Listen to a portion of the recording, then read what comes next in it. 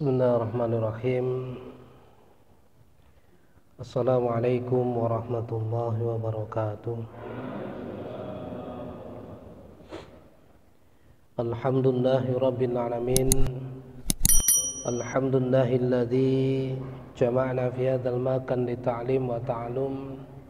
Alhamdulillahilladzi nahmaduhu wa nasta'inuhu wa nastaghfiruh wa na'udzu bihi min sururi anfusina wa sayyiati a'malina may yahdihillahu fala mudilla lahu wa may yudlilhu fala hadiyalah. Asyhadu an la ilaha illallah wahdahu la syarika lah wa asyhadu anna Muhammadan 'abduhu wa rasuluhu la nabiyya wa la rasula ba'dah. Rabbi syrah li sadri wa yassir li amri wahlul 'uqdatam min lisani yafqahu qawli. Allahumma sakhkhir lana kutuba kullaha, Allahumma faqihna fid din wa 'allimna ta'wil. Allahumma kama farrahtana fi hadhihi dunya fa farrahna fil akhirah. Allahumma hdina wa saddadna. Allahumma aghnina bil ilmi وزينا بالحلم وأكرمنا بالتقوى وجملنا بالعافية برحمتك يا أرحم الراحمين. Alhamdulillah, saudaraku yang dirahmati Allah, kita diberikan kebaikan oleh Allah, diberikan kelapangan oleh Allah, sehingga kita bertemu kembali dalam kajian kitab Ayyuhal Walad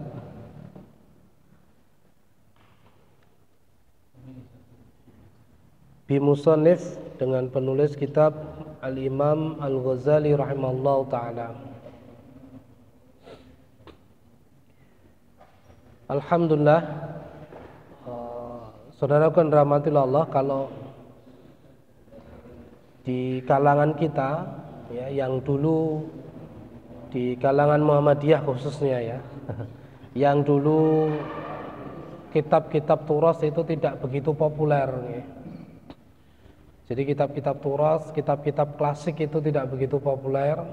Akhir-akhir ini saya cukup merasa bahagia ya, merasa senang karena di kajian-kajian di khususnya di Jawa Timur ya, itu sudah mulai menggunakan kitab-kitab turas klasik ya. Di Pare itu, PCM Pare itu menggunakan Al-Alamul Kubur gitu.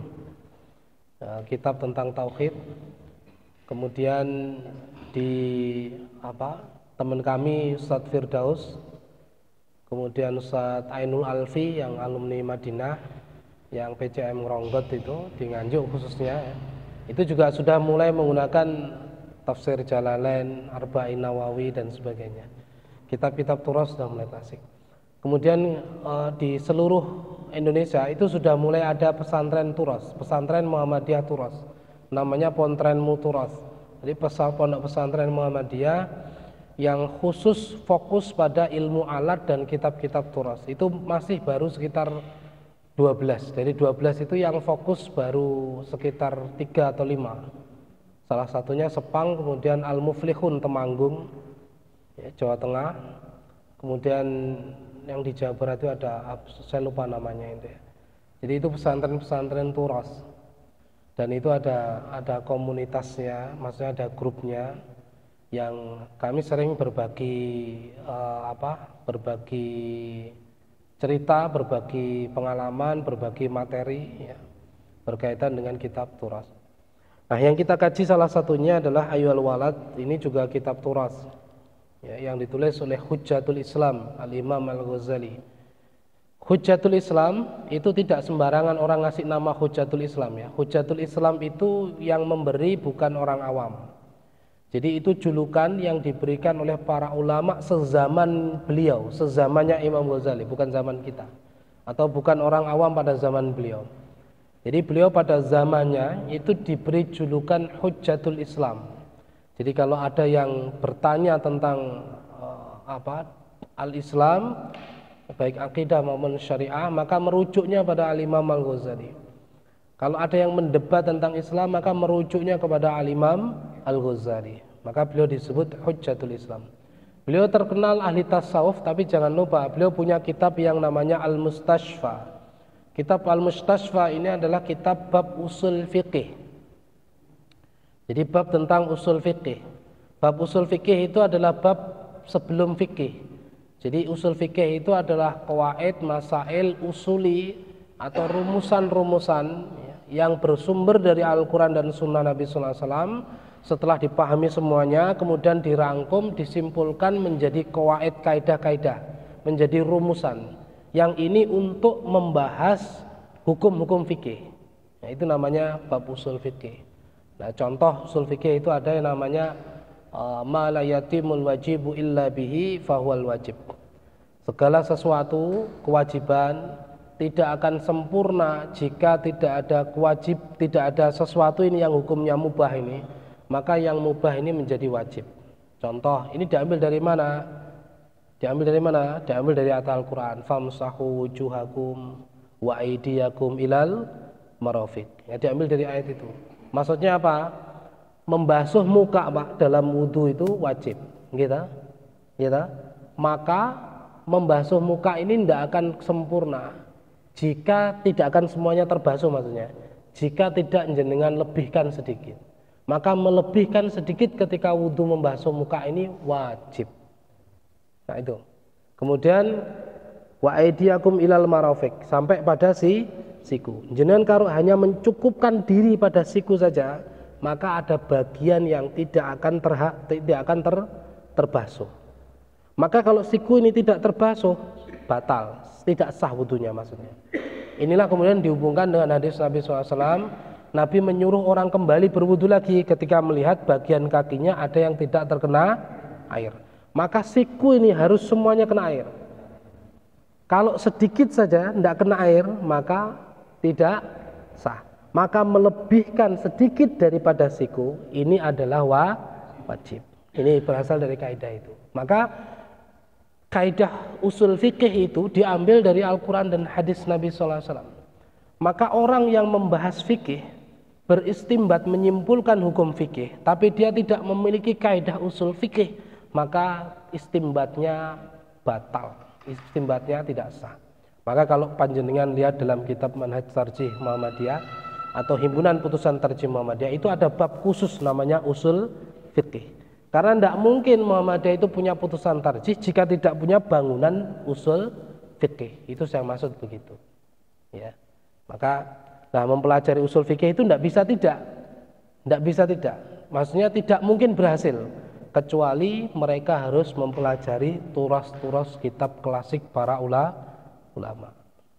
Ngerti ya? Maka ini pentingnya mendalami kitab turas itu karena begitu. Ya. Baik, kita lanjutkan sampai pada ismasyita fa'innaka mayyitun. Itu sampun nomor dereng. Oh mau nggih. Bismillahirrahmanirrahim.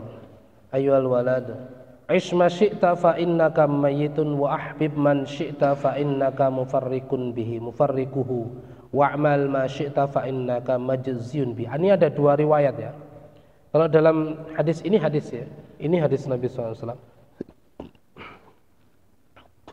Kalau di dalam riwayatnya Muslim itu sebutannya isma syi'ta fa innaka mayyitun wahbib ma syi'ta fa innaka mufarrikun bihi. Ya, kalau di sini kan wahbib ma syi'ta wa ahbib man syi'ta fa innaka mufarrikuhu bihi. Wa'mal ma syi'ta fa innaka majziyun bihi. Maknanya sama, hanya beda pelafatan saja. Isma syi'ta fa innaka mayyitun. Ini Imam Ghazali memberikan nasihat kepada salah satu muridnya yang memiliki persoalan. Kemudian beliau menulis kembali jawabannya dalam surat, yang suratnya kemudian tertuang dalam kitab ini. Beliau menyampaikan isma syi'ta, hiduplah kamu sesukamu, hiduplah kamu sesuai kehendak hatimu. Fa innaka mayyitun, maka sesungguhnya kamu mayyitun, kamu akan mati.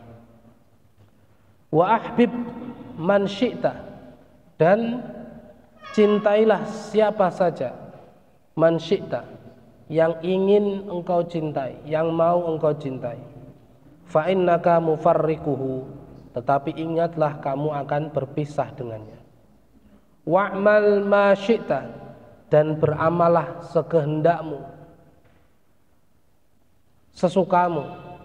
Fa innaka majziyun bihi, tetapi ingatlah kamu akan diminta pertanggungjawaban dengannya. Nah, saudaraku yang dirahmati Allah, hal ini mengingatkan kepada kita semuanya. Ini hadis Nabi sallallahu alaihi wasallam, walaupun tidak ada rawinya dan sebagainya ya. Tolong dipahami bahwa kitab-kitab Turas ini itu ada ditulis dekat sekali dengan masa Rasulullah. Ya, misalkan Muwatta Imam Malik ya, Muwatta Imam Malik itu hanya berjarak 3 generasi dari Rasulullah sallallahu alaihi wasallam. Jadi Imam Malik, Rabi'ah, Anas ibn Malik. Anas ibn Malik ini sahabat yang usianya panjang ya. Ini hanya berjarak tiga generasi dari zaman Rasulullah. Maka kitab-kitab klasik itu jarang yang kemudian menuliskan rawahu Bukhari, rawahu Muslim, jarang. Ya tidak ada. Kenapa tidak ada? Wong Imam Bukhari itu lahir belakangan. Ya. Paham maksud saya nggih? Lah Imam Bukhari itu lahir belakangan abad kesekian Hijriah itu. Berapa itu? Itu lahir jauh gitu ya. Maka kalau jenengan membaca kitab-kitab Turas itu tidak ada rawahu Bukhari, tidak ada, wong dia belum ada memang. Nah, ini perlu dipahami sehingga jangan sampai kemudian ada yang mengatakan baca kitab ini kemudian mengatakan ini apa ini? Ini bukan hadis ini. Ini hadis ini. Cuman tidak karena beliau ahli hadis ya. Para ulama itu biasanya ahli hadis meskipun juga ahli fikih, itu biasanya jarang menuliskan rawahu siapa itu jarang. Karena memang beliau sendiri peneliti hadis. Jenengan bisa baca di Muwatta'nya Imam Malik ibn Anas itu. Seluruh kitab Al-Muwatta itu tidak ada rawahunya siapa, tidak ada. Tidak ada ya. Yang ada adalah Yahya ibn siapa itu namanya? Rawi yang paling banyak meriwayatkan kitab Al-Muwatta itu namanya, ada yang hafal ya? Yang jelas saya hafalnya di depannya, Yahya bin siapa begitu. Ini muridnya Imam Malik ya. Nah, ada kisah yang menarik saya beri tambahan ya. Muridnya Imam Malik yang bernama Yahya bin Fulan itu ya, itu ketika Imam Malik mengajar begini, dulu di Madinah itu yang namanya gajah itu barang langka. Kalau kita mungkin kebalikannya, kita mungkin yang langka itu unta ya, yang langka. Nah, ketika Imam Malik mengadakan majelis ilmu di Masjid Nabawi di Madinah itu, kemudian tiba-tiba ada rombongan gajah gembruduk, gembruduk itu apa bahasa Indonesia gembruduk? Pokoknya gembruduk ya, gembruduk ngoten maksudnya. Nah, seluruh muridnya Imam Malik itu ya seperti sekarang ini ya, tiba-tiba keluar karena waktu itu gajah itu kan tidak pernah ada di Jazirah Arab, jarang ada. Mereka takjub, kemudian mereka keluar melihat gajah itu. Semuanya keluar. Jadi keluar, kecuali satu orang ini, ya, si Yahya bin siapa itu. Saya lupa, nanti coba dibuka lagi di perawinya Imam Malik ya. Salah satu rawi yang paling dekat dan paling banyak meriwayatkan dari Imam Malik. Kemudian sama Imam Malik ditanya, kamu itu kenapa tidak ikut-ikutan keluar sama teman-teman? Kurang lebihnya begitu. Apa kata muridnya ini? Saya ingin melihat Malik.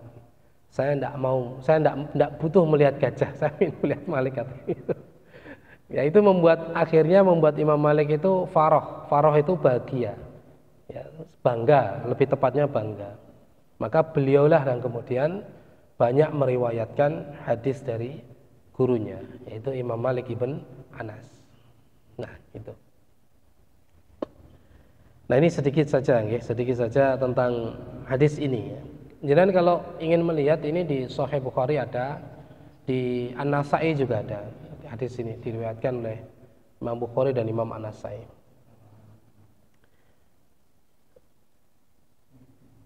Hadis ini menjelaskan kepada kita bahwa kita boleh melakukan apapun yang kita inginkan. Ya, tapi semuanya tidak akan pernah kita bawa.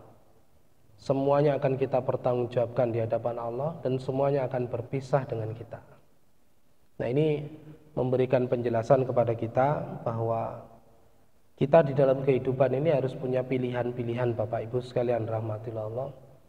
Yang pilihan-pilihan itu harus kita letakkan di atas kecintaan kita kepada Allah dan Rasulullah SAW. Dulu saya pernah mengingatkan bahwa kekasih-kekasih Allah itu lebih banyak adalah mereka yang mampu meninggalkan kemaksiatan di saat mereka mampu melakukan. Masih ingat betul nih? Iya. Nah, dulu saya mengambil kisah Nabi Yusuf alaihi salatu wassalam.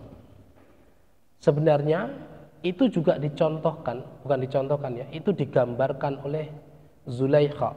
Zulaikha itu siapa? Siapa Zulaikha itu? Istrinya Nabi Yusuf. Zulaikha itu istrinya Nabi Yusuf. Maka kalau panjenengan lihat di walimah-walimah itu, orang-orang yang khotib-khotib walimah itu kan sering mendoakan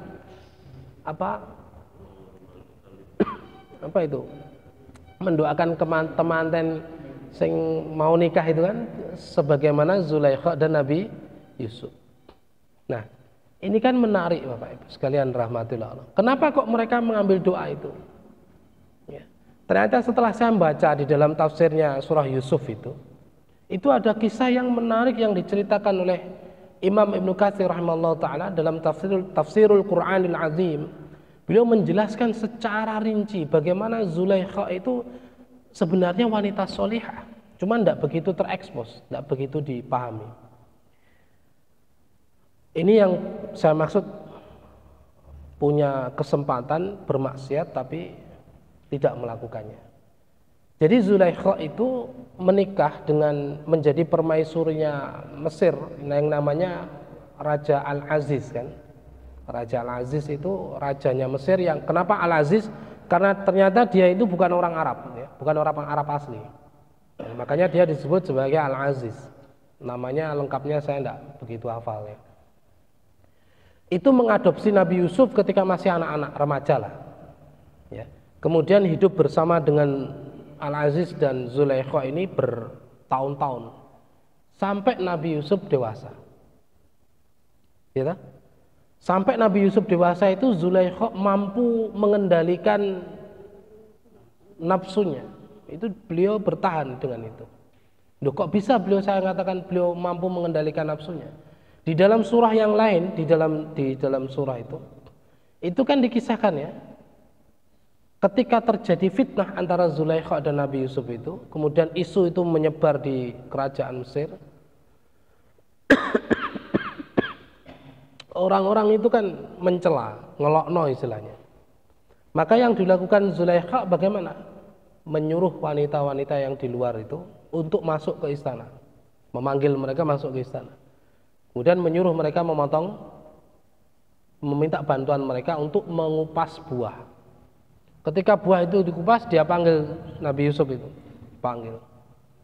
Saking melihat takjubnya dengan rupawannya Nabi Yusuf ini, wanita-wanita yang mengupas buah itu tidak terasa dia telah mengiris jarinya sendiri. Itu dahsyatnya Nabi Yusuf, tampannya, rupawannya Nabi Yusuf, sehingga wanita-wanita biasa itu tidak bisa mengendalikan nafsunya, sehingga dia sampai lupa bahwa yang dia iris itu adalah tangannya sendiri. Nah, kalau di tafsir Jalalain itu disebutkan ini sebagai makna majazi ya, yang maknanya adalah melebih-lebihkan. Artinya beliau ini sangat tampan sekali. Kalau dalam hadis wanita-wanita itu mengatakan bahwa ini malaikat atau manusia. Ini bukan manusia, ini malaikat. Bahasanya seperti itu. Nah, Jenengan bisa bayangkan seorang wanita yang kemudian wanita yang lain saja tidak bisa mengendalikan dirinya, kemudian dia hidup dengan Nabi Yusuf bertahun-tahun, dia mampu mengendalikan dirinya. Ini hal yang luar biasa, meskipun ada peristiwa itu. Dan kita paham, peristiwa di dalam Al-Quran, dalam hadis, itu tujuannya untuk apa? Litashri'il hukmi, untuk mensyariatkan hukum. Meskipun kemudian ketika ada Nabi Muhammad SAW, hukum itu ada yang dipakai, ada yang tidak dipakai. Itu kaidahnya kan begitu. Nah, kemudian kita baru tahu bahwa Zulaikha ini ternyata memang wanita yang tidak pernah disentuh sama sekali oleh Al-Aziz. Sehingga ketika Al-Aziz meninggal, dia mewasiatkan kepada Zulaikha untuk menikah dengan Yusuf alaihissalatu wassalam. Nah, ketika Zulaikha menikah dengan Yusuf alaihissalatu wassalam, maka baru ketahuan bahwa Zulaikha ini masih gadis, belum pernah disentuh sama sekali oleh Al-Aziz. Bahwa Al-Aziz itu punya penyakit ya, yang tidak lazim yang ada pada seorang laki-laki. Nah, ini dikisahkan begitu. Ini ada dalam kitab Fathul Bari, syarah daripada hadis Bukhari, Sahih Bukhari. Itu dijelaskan rinci ya. Maka kemudian Zulaikha ini menikah dengan Nabi Yusuf alaihissalatu wassalam. Nah, itulah yang menyebabkan kemuliaan Nabi Yusuf alaihissalatu wassalam dan Zulaikha, bahwa kekasih-kekasih Allah itu sebenarnya bukan sekedar mereka yang taat kepada Allah saja, tidak. Taat kepada Allah itu iya. Taat kepada Allah itu ada masyakohnya, ada tingkat kesulitannya, iya. Tetapi yang jauh lebih sulit itu adalah meninggalkan kemaksiatan. Ini jauh lebih sulit. Meninggalkan kemaksiatan ketika kita mampu melakukan, punya kesempatan untuk melakukan, dan bisa melakukan yang tahu hanya kita sendiri. Nah, itu yang sulit. Maka ada kalau dalam hadis Nabi SAW di kitab Arba'in itu, di hadis yang ke-40 atau berapa ya, tentang tentang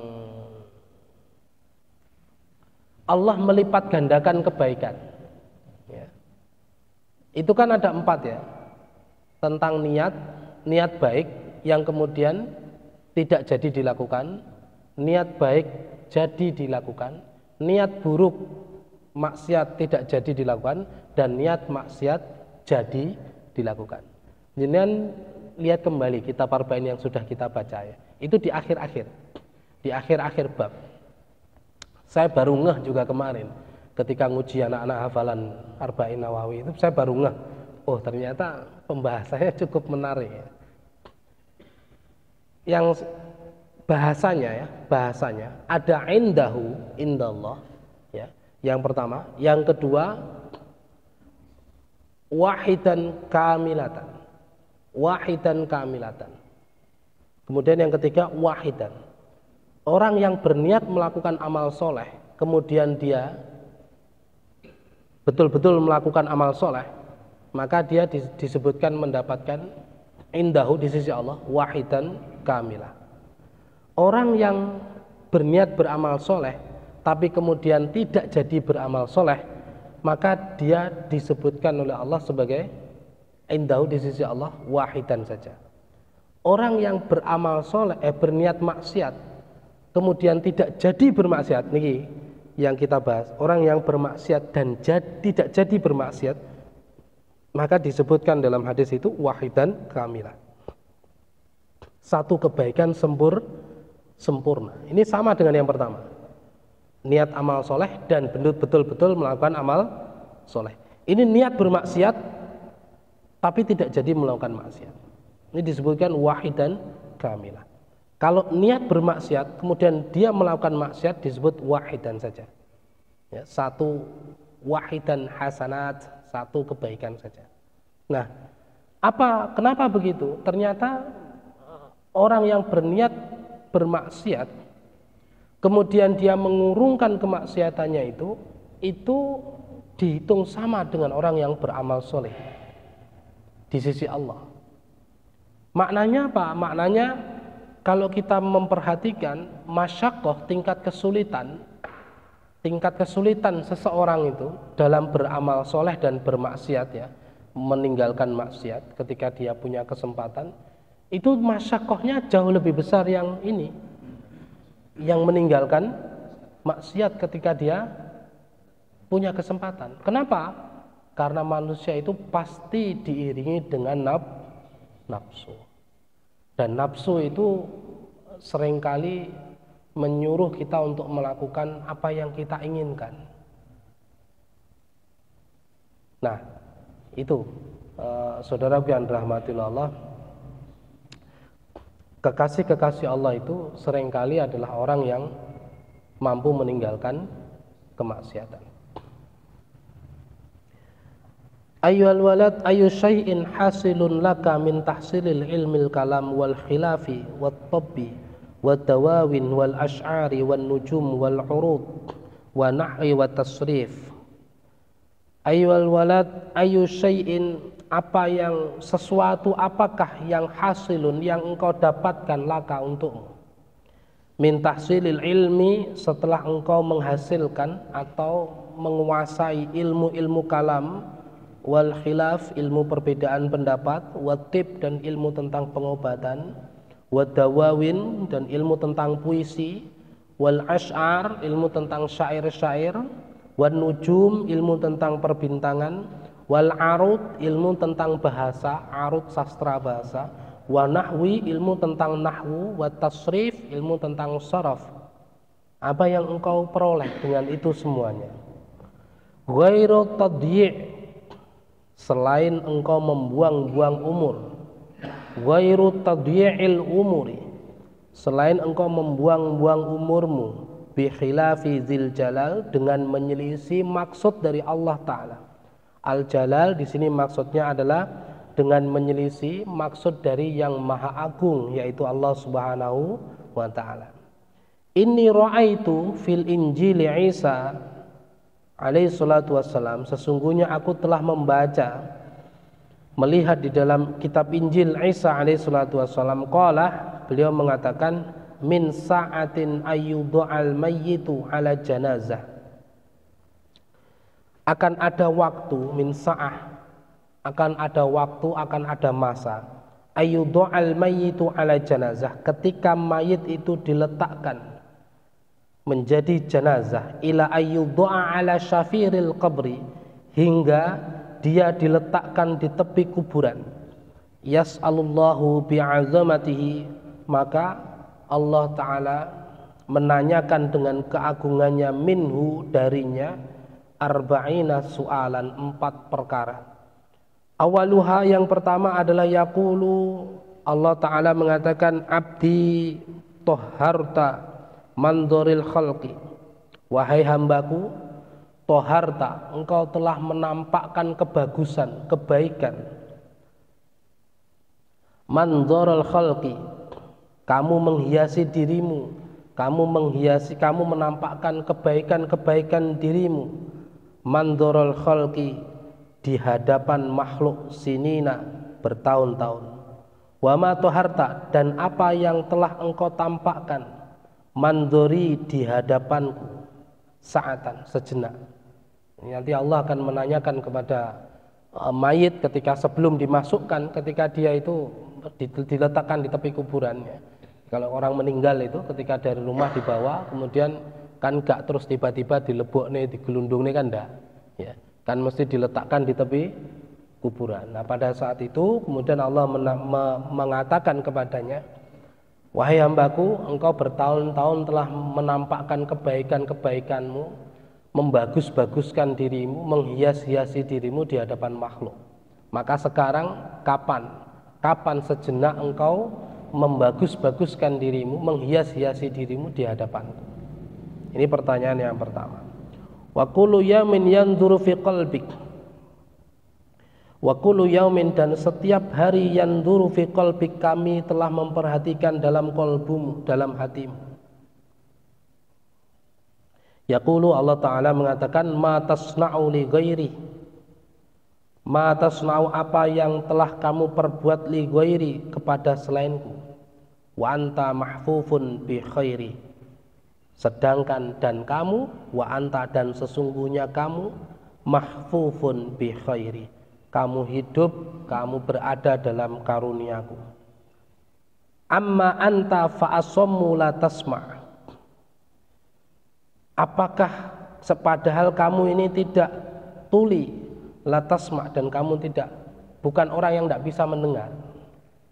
Nah, ini Ustadz Lutfi Haidarah, ya, guru saya ketika mendapatkan sanad kitab ini menjelaskan bahwa ini maknanya adalah makna sindiran, ya, sebenarnya. Jadi makna sindiran bagi siapa saja mereka yang lebih memperhatikan perhatian manusia daripada mencari perhatian Allah Subhanahu wa ta'ala. Nah, saudara kan rahmatillah Allah, kita ngaji seperti ini, ya. Ngaji seperti ini, kita mendidik keluarga kita, merawat anak-anak kita, bekerja, berumah tangga, bermasyarakat, itu dalam rangka untuk mencari perhatian Allah, bukan untuk mencari perhatian manusia. Jadi kayak kita seperti ini, misalnya begini, kita bukan untuk mencari perhatian manusia. Ngaji itu bukan untuk wah-wahan, bukan untuk agar kita itu dianggap alim dan sebagainya, tidak. Tetapi agar Allah itu, bahasa saya, Allah itu tersenyum melihat kita dengan jatuh bangunnya kita, dengan susah payah yang kita alami, kita lakukan ketika menjalankan ketaatan atau meninggalkan kemaksiatan. Nah, itu yang dimaksud mencari perhatian Allah, apapun itu. Ayyul walad al ilmu bila amalin junun. Ilmu tanpa amal itu junun. Apa junun itu? Kebodohan. Ilmu tanpa amal itu kebodohan. Wal amalu bi ghairi ilmin la yakun. Begitu juga sebaliknya, amal tanpa ilmu la yakun, tidak sah. Amal tanpa ilmu itu tidak sah. Wa'lam annal ilma alladhi la yub'idukal yawma 'anil ma'asi.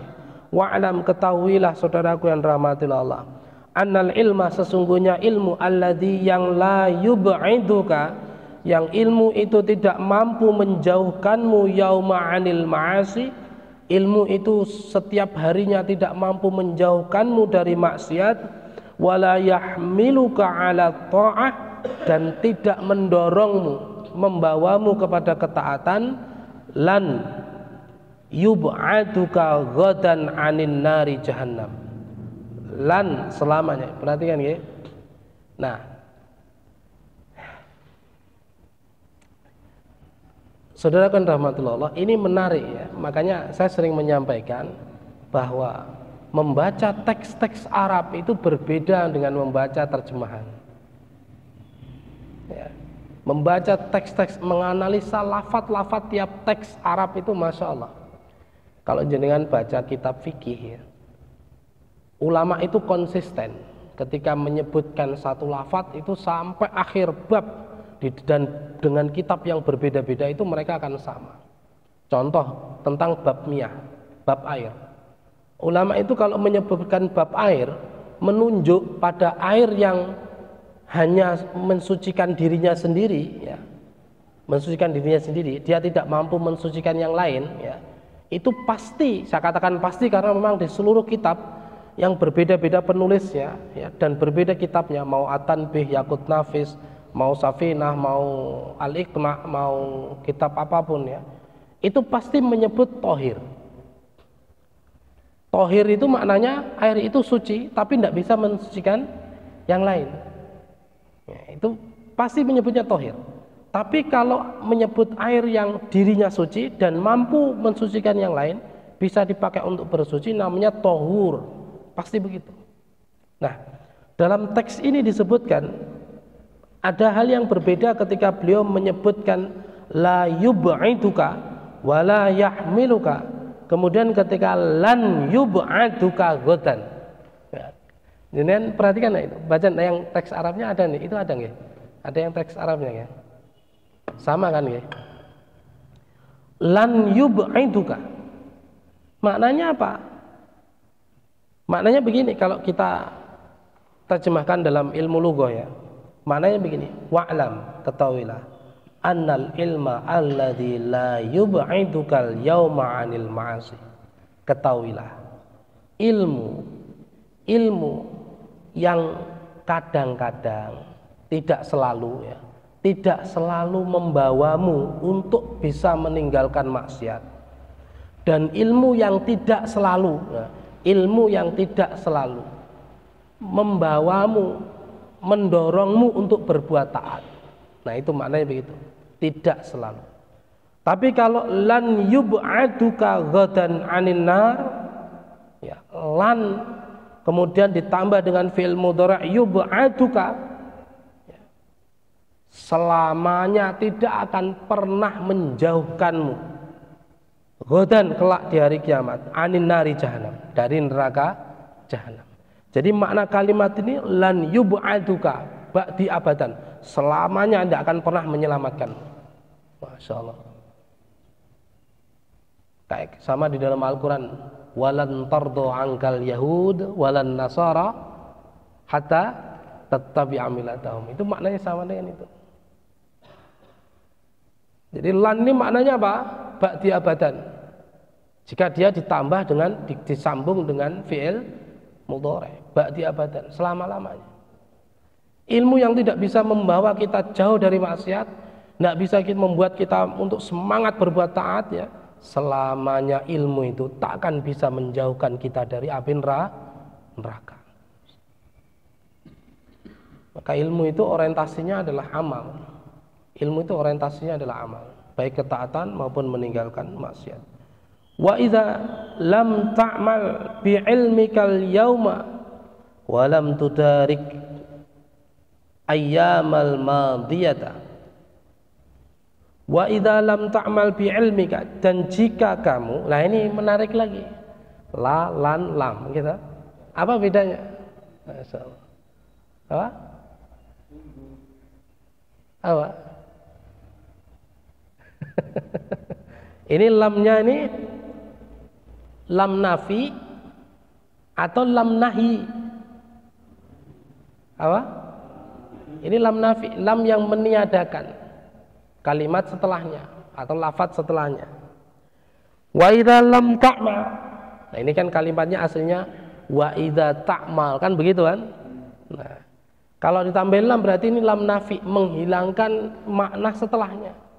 Wa idza lam ta'mal, jika kamu tidak pernah beramal bi ilmika, dengan ilmumu, al yauma wa lam tudarikil yaum wa lam tudarikil ayyam madiyah. Jika kamu tidak pernah beramal dengan ilmumu, walam tudarik ayamal madiyah, dan ilmumu itu tidak mampu menutupi, tidak segera menutupi ayamal madiyah, keburukan-keburukan yang lampau, taqulu ghadan yaumal qiyamah, kamu kelak akan mengatakan di hari kiamat, farji'na na'mal solihan. Ya Allah, farji'na na'mal solihan, kembalikanlah aku agar aku bisa beramal soleh. Masyaallah. Jadi kalau ilmu kita itu tidak bisa berbuah amal, tidak mampu menutupi keburukan-keburukan kita, ya, artinya apa? Ilmu kita tidak memiliki asar, samroh, buah, ya. Maka kemudian di akhirat kita merasa di dunia telah beramal, di akhirat ternyata kosong, nol. Kemudian kita Allah menunjukkan catatan kebaikan kita, nol, tidak ada apa-apanya. Apa yang kita ucapkan? Ya Rabb farji'na, kembalikanlah kami di dunia, na'mal sholihan, agar kami mampu beramal sholih. Fayuqalu, maka Allah akan menjawab, ya ahmak, anna min hunakan taji'u. Apa kata Allah? Ya ahmak, wong goblok. Nah, gitu. Ahmak itu dungu, ya bodoh, wong goblok. Ya ahmak, bocah bodoh. Anta min hunaka, kamu itu baru dari dunia sana. Ya, kamu itu baru dari dunia sana. Taji'u, lalu kamu menyuruh saya kembalikan lagi. Kata Allah. Kata Allah gitu. Ya ahmak, wong bodoh, kamu itu baru dari sana. Ya, maksudnya dari dunia. Kok saiki njaluk balik malih piye karepmu? Kan bingung le wong itu. Yang ada adalah penyesalan. Ayyuhal walad ij'al himmata firruh. Ij'al himmata firruh. Jadikanlah himmah firruh. Jadikanlah fokus itu ada pada ruh kita. Wal hazimata fin nafsi, serta kekalahan, hazimah, kekalahan, kerugian fin nafsi pada hawa nafsu kita. Wal mauta fil badani, dan jadikanlah maut dalam jasad kita, dalam badan kita. Li'anna manzilakal qabru, disebabkan hal itu adalah manzilakal qabru, ukuranmu, timbanganmu nanti di akhirat, di kuburan. Wa ahlul maqabir, serta penduduk kuburan, yantazirunaka fi kulli lahzah. Sedangkan penduduk kuburan itu yantazirunaka, mereka selalu menunggumu fi kulli lahzah, setiap saat. Ya, kita itu kan sebenarnya dinteni dengan ditunggu oleh penduduk siapa Pak? Penduduk kuburan. Ini kula jenengan ini podo Pak, ngantri mati. Kita itu sebenarnya dikejar mati apa mengejar mati? Mengejar mati. Ini tanggal berapa ini? 18 Juni ya, 2023. Maka kita lihat 2 bulan, 3 bulan ke depan, 1 tahun, 2 tahun, ini suwe-suwe hilang. Lek gak sini ngarep hilang sih.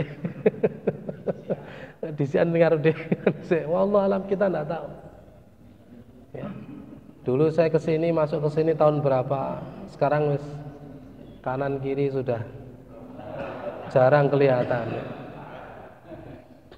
Sudah ada, saudara kita sudah ada yang diambil dulu oleh Allah.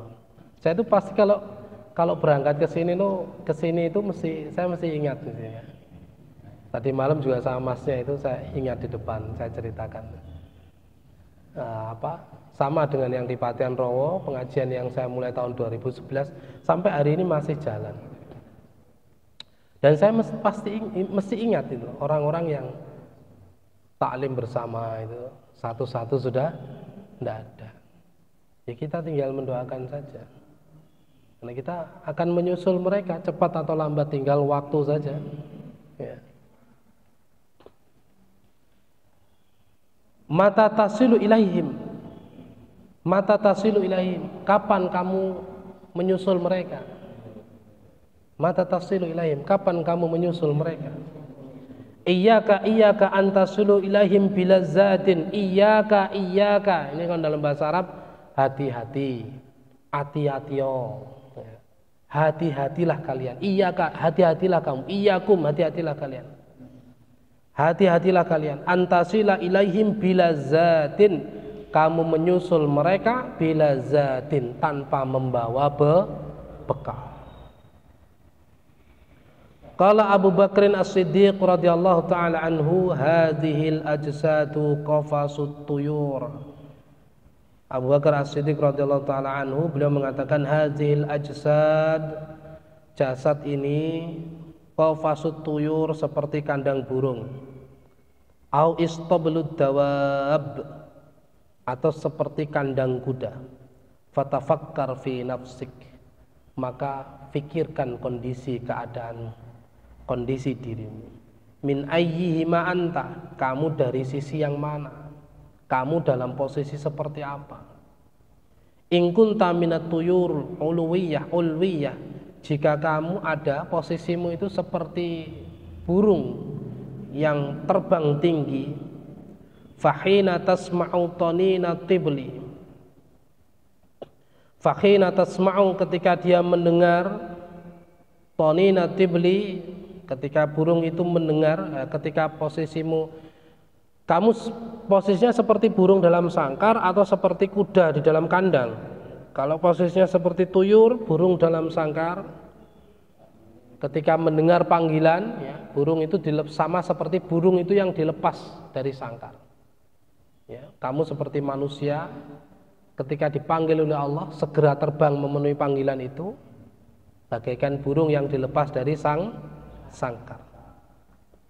Irji ila rabbiki, irji ila rabbika, kembalilah kepada Tuhanmu. Tatiru su'idan, sangkar burung itu dibuka, ila antaq'uda fi a'ali burujil jinan. Ketika sangkar itu dibuka dan burung itu lepas, ya, fi a'ali burujil jinan, terbang tinggi menuju surga yang sangat tinggi. Kama qala Rasulullah SAW, sebagaimana Nabi SAW bersabda, ihtazza 'arsyur rahman min mauti Sa'ad ibn Mu'adz. Sebagaimana Rasulullah SAW mendengar, ya, Rasulullah SAW bersabda ketika beliau mendengar kematian Sa'ad ibn Mu'adz. Apa kata Rasulullah SAW? Ihtazzal arsh, arsh Allah bergetar. Ihtazzal arsyur rahman, arsh Allah ar-Rahman itu bergetar min mauti Sa'ad ibn Mu'adz, ketika matinya, meninggalnya Sa'ad ibn Mu'adz. Masya Allah. Jadi ketika Rasulullah mendengar kematian Sa'ad ibn Mu'adz, Rasulullah mengatakan ihtazzal arsh ar-Rahman, arsh ar-Rahman itu bergetar dengan kematiannya. Jangan tidak bertanya siapa Sa'ad ibn Mu'adz ini. Siapa? Sa'ad bin Mu'adz itu termasuk ahlul Madinah. Sa'ad ibn Mu'adz itu ahlul Madinah. Ya, Sa'ad ibn Mu'adz itu jenderal perangnya orang-orang Madinah, pemuka kaum, tokoh masyarakat Madinah. Inilah kunci kenapa inilah kunci kenapa Madinah itu hampir 100% berhasil diislamkan oleh Rasulullah SAW melalui tangan Mus'ab ibn Umair radhiyallahu ta'ala anhu. Itu karena Sa'ad ibn Mu'adz. Sa'ad bin Mu'adz itu adalah, yo bahasa kita jenderal, apa jenenge? Apa? Ya panglima perang lah ya bahasa gitu. Ya, panglima perang ya. Tokoh masyarakat. Sehingga suatu hari Sa'ad ibn Mu'adz ketika dia masuk Islam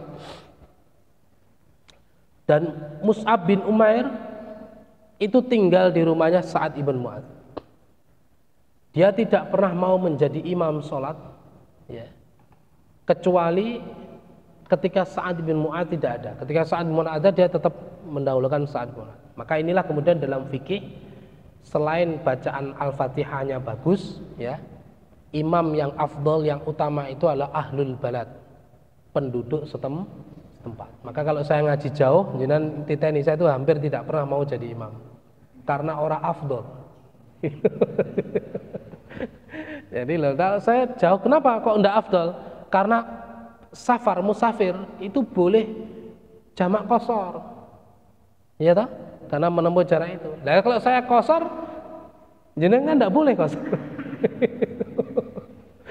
Nah itu makanya kenapa kemudian dalam bahasa fikih yang afdal itulah ahlul balad. Kembali ke Sa'ad ibn Mu'adz. Sa'ad ibn Mu'adz itu, ini kisah bagaimana penduduk Madinah berislam hampir secara bersamaan. Kemudian pidato di depan kaumnya. Hai kaumku, bagaimana menurutmu tentang diriku? Kaumnya kemudian menjawab secara bersama-sama, engkau adalah orang-orang utama dari kami. Ucapanmu adalah ucapan kami, perbuatanmu adalah perbuatan kami. Jika engkau memerintahkan sesuatu maka akan kami lakukan. Jika engkau mengatakan di sana ada musuh maka akan kami persiapkan. Itu kualitasnya Sa'ad ibn Mu'adz. Lalu kemudian beliau mengatakan, ya, demi Allah, wahai kaumku, sesungguhnya hari ini saya telah memeluk agama Muhammad. Dan jika kalian mengikutiku, maka kalian akan mendapatkan limpahan kebaikan. Maka pada saat itu Madinah itu hampir, kemudian dengan masuknya Sa'ad ibn Mu'adz,